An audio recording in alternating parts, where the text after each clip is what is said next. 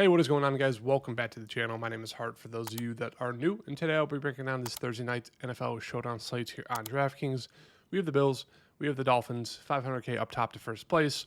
So even if Vegas is projecting this to be a massive blowout, there's still a lot of money to be won, so let's try to do that. Make sure to hit that like button and subscribe. Really do appreciate all the support. Let me know in the comments who you guys' favorite captain is. I'm interested to see. And then make sure to follow me on Twitter at HartDFS. You guys have been absolutely loving these Monday Night Football and Thursday Night Football DFS breakdowns where I put up like the key usage trends. I'll have mine up for tonight's game in a few minutes after this video is uploaded, so stay tuned for that.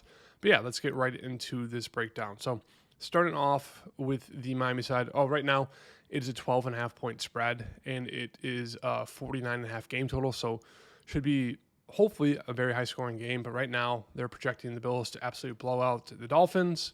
So hopefully they keep it close. We'll have to wait and see. But there is that risk of a blowout tonight. But hop on over to the Miami side. We get Devon Achane is the most expensive player on the Dolphins, 10.8K. I think he's an absolutely fantastic captain play and an absolutely fantastic flex play. It doesn't matter to me which spot you put him in. It really just depends on kind of how you see this game going. But either way, I think he's just one of those guys you lock in. He's been lining up in the slot / out wide, I think around 20 to 22% of the time so far through the first 2 weeks. And if we take a look here, so for week one, let's just take a quick look at the routes. He ran 20 routes. He had 4 targets. And then for week two, when they looked a little bit better, he ran 34 routes and got 10 targets. He's seen a massive target percent. He's been utilized obviously as a wide receiver a lot more this year. He's obviously very capable as a runner as well. Just all around, just fantastic plays. So as I said, it doesn't matter to me if you put him in the captain or the flex. He's just one of those guys I think you should lock into your lineup for tonight, just because of the massive floor and the massive ceiling he has, just because of that receiving upside, especially with the rushing upside paired together. So absolutely love me some Devon Achane for tonight. In terms of Tyreek, I don't know what to do with him. So right now, I guess for the biggest question mark on the slate is going to be Jalen Waddle. Is he going to play? They said it's a shoulder injury, and we'll see. They're going to do some pregame warm-up. So you guys are going to be locked in to about 30 minutes until game time to see if he plays. Because if he's out, it does open up some value on the Miami Dolphins side, and obviously makes Devon Achane and Tyreek Hill both very, very viable and guys you'd probably want to get to just because of the targets, vacated from Jalen Waddle. So that's big news there. But yeah, in terms of Tyreek Hill, it's just, I don't know what to do with him. Like week one, they looked obviously terrible playing there against Indy. They got blown out. Week two, they looked a little bit better. As you can see, Tyreek got 20 fantasy points basically. There's a few throws that Tua did miss, so he could have had an even better game. But yeah, it just doesn't feel safe anymore to play Tyreek. Like last year and the year before that, it always felt like Tua was just going to hammer Tyreek with like 10 plus targets a game. Always went with Jalen Waddle. There's a few times where I almost had a few takedowns just because Waddle's doing really well. But then it turned into the Tyreek show, and Tua just only threw it to Tyreek. Didn't matter what the play was and what type it was. It was throw it to Tyreek every single time. And this year through 2 weeks, it just seems very cloudy in terms of like what's going to happen with this team in offense. So obviously, we know the ceiling there with Tyreek can go for 20, 30, 35 plus if he has a really, really good game. But right now, it's more so a wait-and-see approach for me to see if Jalen Waddle plays. Obviously, if he does play, you could go to Tyreek. It's going to take some captain ownership off of him and some overall total ownership off of him. But if Waddle's out, I just think for me personally, I'd rather get to Tyreek if that happens. So I think Tyreek is obviously a good captain play, a solid flex play. But right now, I'm not sure if I'll play him. I only play like 1 to 2 lineups, but we'll have to wait and see.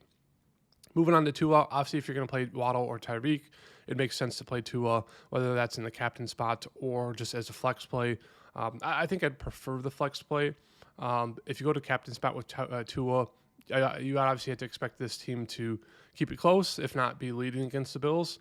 And if that happens, that means Tua is spreading the ball out, most likely to Waddle, Tyreek, maybe even Devon Achane. So that's kind of the hope there. If you go to a captain, you're going to pair him up with at least 2, if not 3 of his pass catchers. And those are his top 3 guys, Achane, Tyreek, and Waddle. Obviously, that's very expensive to fit all of them in there. And there's not a lot of value on the slate right now, so it's not really that viable. But that's kind of the thinking there. Moving on to Waddle, as I said, If he's good to go, I've always liked him as like a contrarian captain play. A lot of people just don't go to him. One of those things, it feels like Tua never wants to throw him the ball, even though he's a fantastic wide receiver. Always injured, which sucks. But yeah, I mean, he's a guy who has massive upside. Don't mind taking him as a captain play there. And if you throw him in the captain, I don't even feel the need to take Tua as like a flex spot play. You could, but yeah, it's just I have a lot more faith, as most people do, in the Bills than in Miami tonight. But that allows you for opportunity to get different, to get contrarian. Just because if everyone's going to be going to the Bills, Vegas is projecting a 12.5 point spread. If Miami keeps it close, or if they're up most of the game, these Miami Dolphin players are going to do very well. And you're going to be in the top, 10, 5, 1%, depending on who you play, just because of everyone going to the Bills over the Miami Dolphins. So keep that in mind. Really like Jalen Waddle here as a captain play if he does play tonight, and a solid flex play. Moving on down a little bit more, I think Riley Patterson's a fine play there. As we always mention in Showdown Slates, it seems like kickers, at least one, if not both of them, always kind of end up in the winning lineup just because of that kind of safe floor, especially in a high-scoring game like 50 points game total. You'd expect the kickers to hit a few field goals and some extra points. So I think they look like a solid play. And in terms of the value here for Miami, and pretty much across the board, it really comes down to if Waddle plays. If he does, Malik Washington is a guy we can look to as another kind of value play. Week 2, if we just filter this by routes, Malik Washington was 4th on the team, 22 routes, get 2 targets. So he is involved as their kind of third wide receiver. So he's a guy we could look to.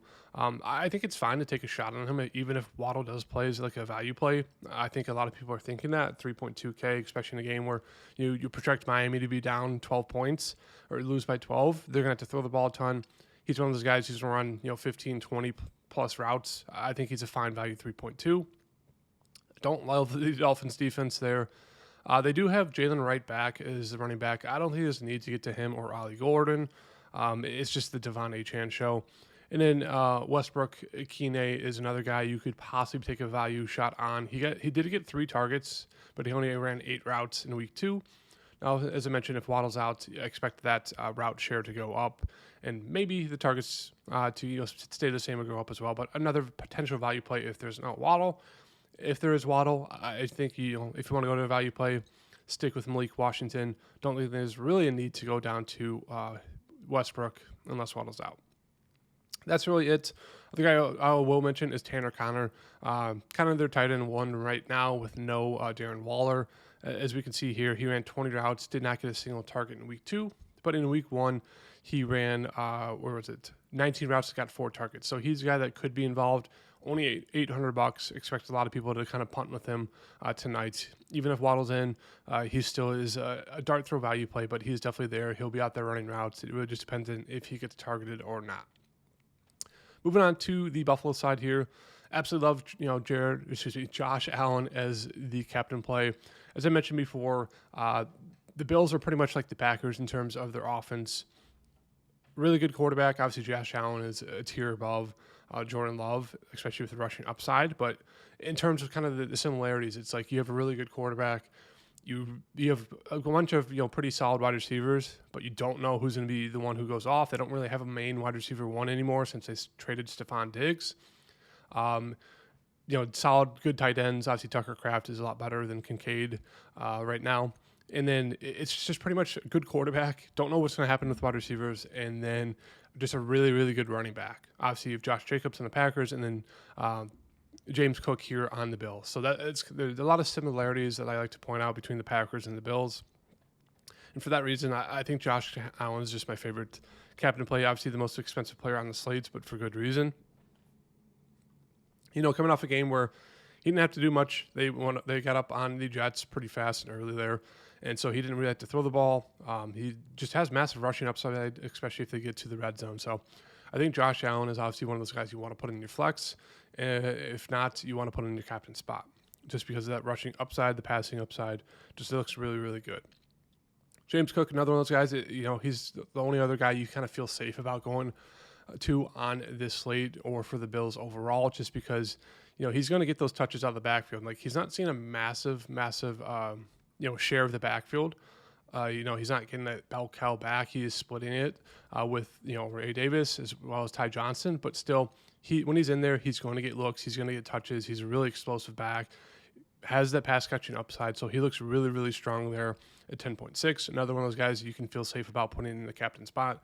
If we take a look at week 1, he ran 24 routes, got 5 targets. And then if you look at week 2, take a quick look here. Just do it by routes at the top. Didn't have to run a ton of routes. Only ran 10, got 1 pass. And obviously the other guys were a lot more involved just in terms of that blowout there. But yeah, James Cook looks fantastic at 10.6. Another one of those guys you feel good about in terms of, just putting in your flex, going out there and get you 10 plus, 12 plus fantasy points at the very least. So I think he's solid. In terms of the wide receiver room, as I mentioned, it's just really hard to trust and kind of know who to go to. Keon Coleman is going to be more so your kind of boomer bust play at 6.8. A lot of people are high on him this season just because that week 1 where it's like they were down. Like they had to throw the ball. How many times did Josh Allen have to throw it? I think close to 50 times that last game. 46 times. Like that's not going to happen where they're down 2 scores and they just had to come out and throw the ball in the entire second half. And that's what led to all the wide receivers having a really good game there. So I'm not as high on Keon as most people, but I think he's a pretty solid boomer bust play, especially if you play Josh Allen at captain. You're going to want to get to at least 2 of his pass catchers, maybe even the kicker there. So I think he's fine. If you want to go the safer routes, I'd prefer to go to Khalil Shakir. But I think they're both fine and viable. The Bills defense is in play. I don't love it. As I always mention, you need to be very low scoring in terms of the Dolphins team total, or you need them to get to, either a punt return, kick return, or a defensive interception, which, the odds of a kick return are a little bit higher this year. I think we've only seen 1 through the first 2 weeks, but obviously the new kickoff rule has allowed for a lot, hopefully a lot more explosive plays. It looks like it's trending that way, but we'll see. But yeah, 5.8K for defense is very, very expensive. Like I'd rather get to Kincaid, Prater, Palmer over the defensive right now. As I mentioned, Dalton Kincaid, he almost feels like the safest option in terms of the wide receiver room, even though he's a tight end, just because when he's out there, he's going to be involved. So I think he's a pretty solid play there at his price tag at 5.4. I'd rather get to that over the price tag of Shakir and Coleman. But as I mentioned, it always just feels iffy in terms of like who's going to be the wide receiver that has a good game for the Bills.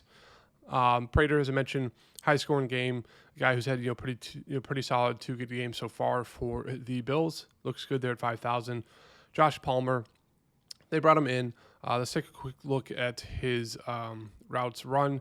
Week 2, he ran the second most, 18, got 3 targets. And then week 1, as I mentioned, is kind of skewed just in terms of the kind of that game script. But he did run 35, got 9 targets. So he's a guy that is good at separating. I don't mind taking a dart throw on him at 4.8K just because he does have some upside with Josh Allen and his separation ability. Elijah Moore, I don't think there's a need to go to him. He's just more so that gadget guy. As you can see, even in that huge game script in game 1, didn't see any targets besides 1. Same thing in week 2, just more so that goal line work. That's really what you're hoping for. But at 3.6K, I just don't think there's a need to get to that.